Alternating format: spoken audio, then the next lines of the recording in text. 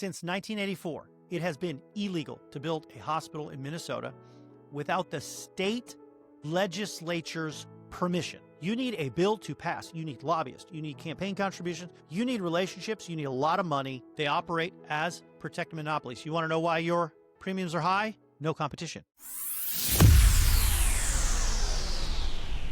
All right, welcome to the Rawest Report. Today, we're going to talk about the great state of Minnesota and the billion-dollar heist. Are you ready? I am. A restaurant in Minneapolis called Safari seats 35 people, claimed to serve 18,000 meals a day to hungry children. In fact, the federal government paid them for every single meal. Now, as you can probably suppose, the children didn't exist and the meals were never served or made or anything else. But the money was real and now it's gone. Well, guess what? Senator Amy Klobuchar tweeted out last night. Now, she was ratioed by moi, but she posted out that Republicans need to act on healthcare or premiums will double or triple. That's what she said from the Capitol, and she decided to blame Republicans for healthcare costs. Now, from Minnesota, which is her state, it just lost $1 billion to Medicaid fraud. $1 billion to Medicaid fraud. This is the largest Medicaid fraud in history. $1 billion. And she wants to stand in the Capitol and lecture the country about healthcare policy, as if she knows anything at all. Look, it gets worse. In 2019, a nonprofit called Feeding Our Future received $3.4 million from a federal child nutrition program. In 2021, they received $198 million. That's a 5,700% increase in 2 years. And of course, just like the previous story, the meals were fake, the children were fake, the fraudsters weren't fake, and they submitted fake names of fake kids, thousands of them. Oh, never mind, the script says tens of thousands. Now, where did the money go? Rolls Royces, Aston Martins, real estate in Kenya and Turkey, and more designer clothes. Because, hey, why feed the children? Now, according to a federal counterterrorism source, some of it went to Somali terrorists that killed Americans. Wow, this just gets worse, doesn't it? 78 people were charged for these crimes, and over 50 were convicted. $60 million was recovered, and for people that don't know math, that's about 6%. Okay, now it just gets worse. It gets worse. This is crazy. Feeding Our Future wasn't the only one. Shocker. This is Minnesota. Same playbook. Sometimes the same people. The same people. Are you kidding me? All right, so Housing Stabilization Services has such a nice name. Medicaid program launched in 2020 to help seniors find housing. The projected cost was $2.6 million a year. The actual cost in 2024 was $107 million. The U.S. Attorney said the vast majority of this money was fraud. Minnesota shut down the whole program. Then Minnesota decided to get into autism services. Claims went from $3 million in 2018 to $400 million in 2023. Providers, that's physicians and facilities, exploded from 41 to 328. One provider billed for 23 hours of therapy in a single day. Some billed for sessions while their therapists were overseas. Man, this is juicy. The U.S. Attorney again said Minnesota is drowning in fraud. Easy to do in the land of 10,000 lakes. He said in his entire career as a fraud prosecutor, the depth of this fraud takes his breath away. Well, thanks for watching Top Gun. All right, what did Governor Tim Waltz know? Well, apparently his employees saw it coming. Summer of 2020, months after the fraud began, the Department of Education flagged the fraud.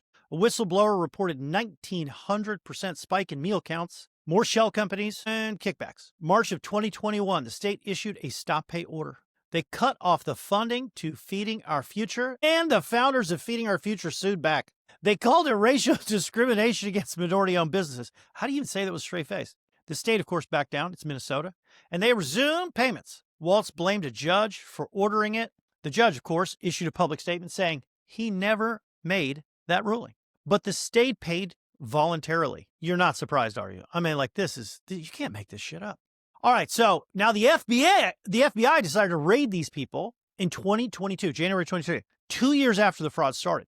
And in July of 2021, when the fraud was still happening, Waltz personally gave an Outstanding Refugee Award to someone inside the scheme. Okay, now let's get to the whistleblowers. 480 employees of the Department of Human Services came forward. They posted on the X platform that Waltz was 100% responsible for this fraud, and they said they warned him. 480 people, that's a lot of people. They said he retaliated against them, he monitored them, he threatened them, he repressed them, and he even threatened their families. Now, this account got 37 million views before it was simultaneously suspended. Wow, Elon suspending somebody? Apparently then it was restored sometime later. Okay, so the House Oversight Committee says whistleblowers told them DHS employees are destroying evidence. Again, shocker. Federal government people like to destroy evidence. Okay, look, and then there's allegedly a tape. Waltz pledging to help feeding our future fraudsters, a tape, allegedly, in a meeting where they discussed campaign donations, allegedly. Days later, Waltz and his son took contributions from the people in that meeting, allegedly. Remember, I just said allegedly a whole bunch, so don't sue me. He has until December 17th to turn over the documents. Now, you might be saying, Dutch, why do you care about all this? Well, one, it's massive Medicaid fraud. And number two, I'm going to get to the real story. Everyone is focused on this fraud, right? The FBI is focused on it, but I want you to focus on something else. And that's Minnesota's largest problem, and it's been going on for 40 years, and it's what drives high premiums. Since 1984, it has been illegal to build a hospital in Minnesota without the state legislature's permission. Not even a con agency, which is bad enough, but the legislature. You need a bill to pass. You need lobbyists. You need campaign contributions. You need relationships. You need a lot of money. 40 years of this. Alina, Fairview, Health Partners, Mayo, Essentia. They operate as protected monopolies. You want to know why your premiums are high? No competition. No one's allowed to compete. You, the patients, have no alternatives. Employers, no alternatives. Medicaid, no alternatives. Medicare, no alternatives. Minnesota ranks dead last in the country in psychiatric beds per capita. Dead last. Families drive hundreds of miles looking for a bed when their kid has a mental health crisis. Children sit in the emergency rooms for days. NAMI in Minnesota testified, you only worry about an open bed when you have mental illness. In fact, it got so bad in 2022 that they passed a temporary exception just for the psych beds. But of course, it expires in 2027. That's how Minnesota chooses to solve problems. They have emergency exceptions to laws that ought not exist in the first place. Meanwhile, the hospitals this law protects, they are swimming in cash. Like swimming. $130 million in 340B drug discount profits in 2023. 80% went to 15% of the hospitals. Fairview Health made $130 million. These are non-profits, tax exempt. What do they spend on charity care? 80% of them provide below average charity care. Executive compensation. Alina's CEO makes $3 million. That's $80,000 a month times 3, $240K a month. That's pretty good. Another one makes another $3 million. By the way, that's 40 times what a nurse makes. So of course they write a law that says you can't compete with us, and then they complain about healthcare costs. And Klobuchar blames the Republicans. Of course, you guys all know this is a protection racket with a legislative seal.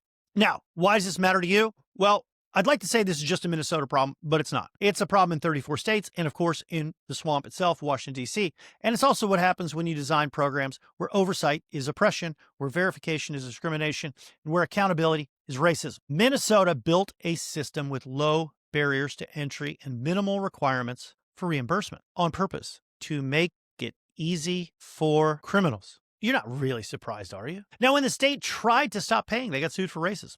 And, of course, they folded.